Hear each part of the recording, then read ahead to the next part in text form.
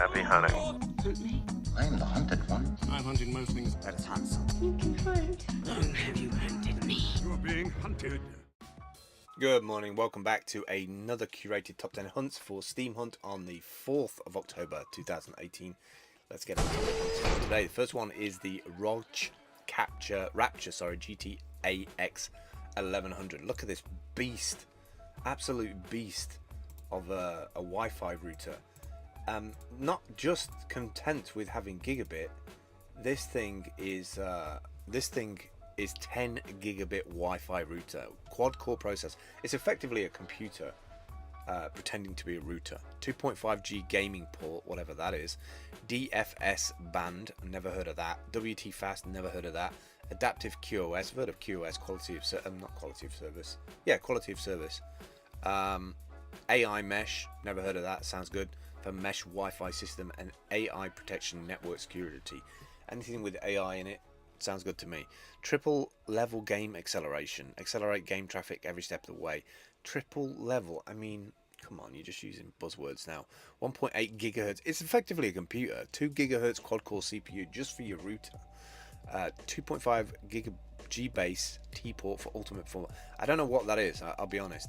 Neutralize internet threats before they hit your network. Better partner with mesh system. Compatible Asus AI mesh Wi-Fi system for seamless whole house coverage. You would think it'd have whole house coverage. It's got like, how many? 1, 2, 3, 4, 5, 6, 7. It's got 8 aerials on this damn thing.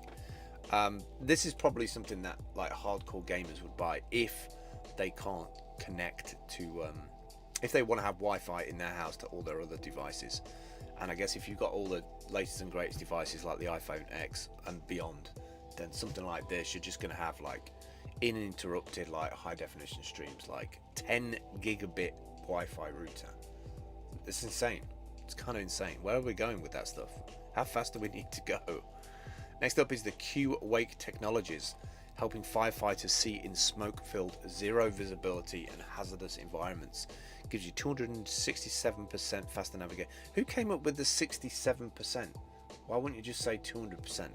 Who's doing the maths on this? Like, who said that? Oh no, I think that's 67% better than just twice as good. 300% greater consistency. I don't understand those numbers. They just look like numbers. C-thru is the first of its kind operating system designed to boost situational awareness in high stress and hazardous environments. Damn, we could use this for Steam Hunt. Watch our Menlo Park test video. Look, anything that helps people save lives and helps them navigate through smoke, including the firefighters themselves. We lose too many firefighters from like going into like save people's lives. Marrying technology and enhancements and head-up displays to assist that, no brainer. Next up, pie hole. Stick that in your pie hole. A black hole for internet advertisements. So this is a cool little piece of software, open source, network-wide ad blocking via your own Linux hardware. So you can run this on the Raspberry Pi 3B Plus. I wouldn't recommend it on running it on anything less. And to be honest, the Raspberry Pi 3 Plus is probably a little bit underpowered if you are cranking a lot of traffic through this. But the reason why I hunted this is I absolutely love the dashboard on it. The dashboard is just stunning.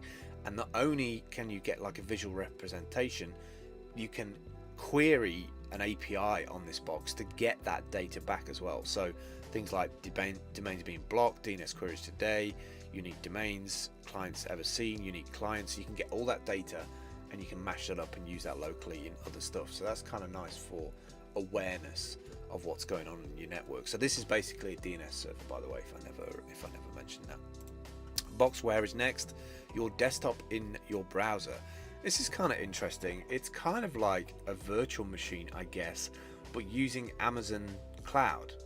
So you spin up basically an instance in the cloud and you decide how much power you want to have, how much CPU, how much memory, and then you can like fire up applications inside of that, so you have an operating system online.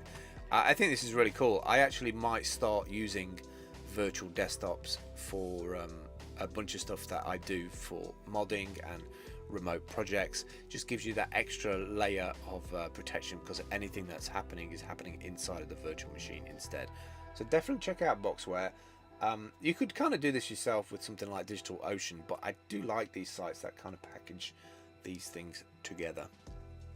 Ignite is next, the most powerful workout tracker. You know, I tend to go on how nice the site looks, how interactive the site is, to get my first attention into a product. There's lots of different workout trackers in the world, but I do like the design on this. Very simple, very easy, and it looks up to date as well. I tend to think there's a few developers that come out of nowhere because they've used some workout trackers, hated the experience, bought a brand new phone, and they're like, why doesn't it look good like compared to another app? So then they go off and build something. And this looks like one of those ones that I would definitely do. I mean, like, the styling of the website alone pushes me to want to install the app. So that speaks volumes about how attention to detail is important in app development. Hydronet is next, a marine robot. The only reason why I threw this Hydronet thing in here is that I just had that Interstellar feeling. I don't know if you've ever seen that film Interstellar, where there's like a robot drone flying overhead. I just wonder if we'll eventually just have things that are just flying about and going around in the oceans. Even way past we've gone, we'll be analysing all this stuff, and you know, alien races will come to planet Earth and pick these things up, thinking that this was our civilization, was these little robot things just scanning for weather conditions. Probably most of them will get trashed. That looks 3D printed, actually, that thing on the front of it did anyway. Michelin Visionary Concept. So I had to bring this up. Stunning wheel design from Michelin, and my only thing I'm worried about is, where do you actually mount it? I can't see any like mounting nuts in the middle. I do love what they're trying to do with this kind of 3D printed, very, very strong lattice structure with all the strong parts near the middle of the wheel. My only concern is this material has not been tested over time. So would this become brittle? Like, literally, would those forks, you know, cave in or snap based on, you know, weather conditions and salt and things that like would affect that material? I guess it's just going to take time, but incredible to think that if we have if we want to change out the look of our car, we can 3D print our own wheels eventually. Some stunning things happening with technology, transport especially.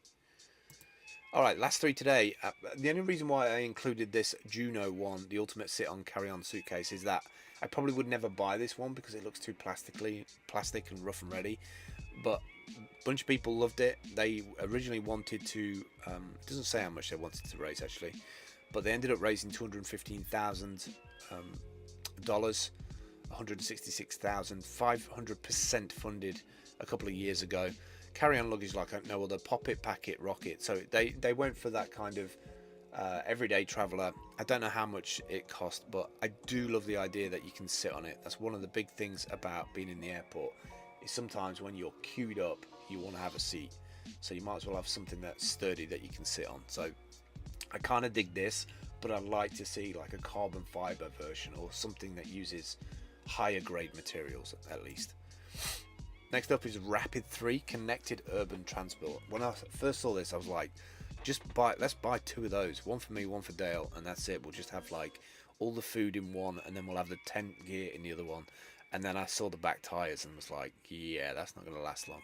Connected Urban Transport, a new advanced way to deliver goods and services to customers. So I think this is really designed for the last mile situation of getting that food or those resources to people within a couple of mile range of a business. I do love the tilt function at the front, maximum tilt angle 42 degrees, making cornering as effortless and stable as possible even at high speed. There's so many electric vehicles and transportations coming out now.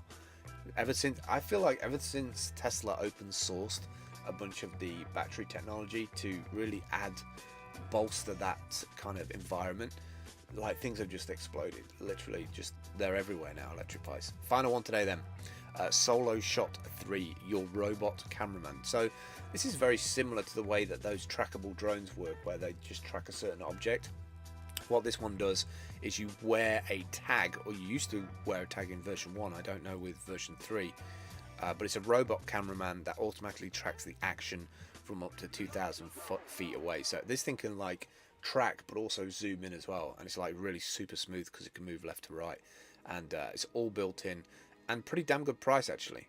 Like the Optic 65 is 800 bucks, but the 25 is 400 bucks, which is a crazy price. I know somebody who had horse training, and they filmed the client as they were on the horse so they could see what they were doing wrong. I thought that was kind of a cool idea. That's it for me today. Those are my top 10 for today. This is what the site looks like as of October 2018. All the hunts are on the right hand side here. There's hundreds of them per day. If you click on anything from that side, it appears on the left hand side. The white button takes you through to the hunt. If you want to add your own, just fill out the form, and the sub description up to 1,000 characters of text. Upload images, animated GIFs up to 5 meg. Add some tags, click on publish, and it goes to the Steam blockchain, but also goes onto the website. And then people comment and upvote it, and if you're in the top kind of 100 or so, chances are the bidbot will upvote your post at midnight South Korean time. That's it for me today. I do appreciate your time and spending time with me today while we went through this. I will catch up with you tomorrow. Take care. Bye. Prepare the path of a steam. Smell of steam. Stomnassie, wat is een stomnassie? Stoommachine. Why shouldn't the guy let off a little steam? The steam.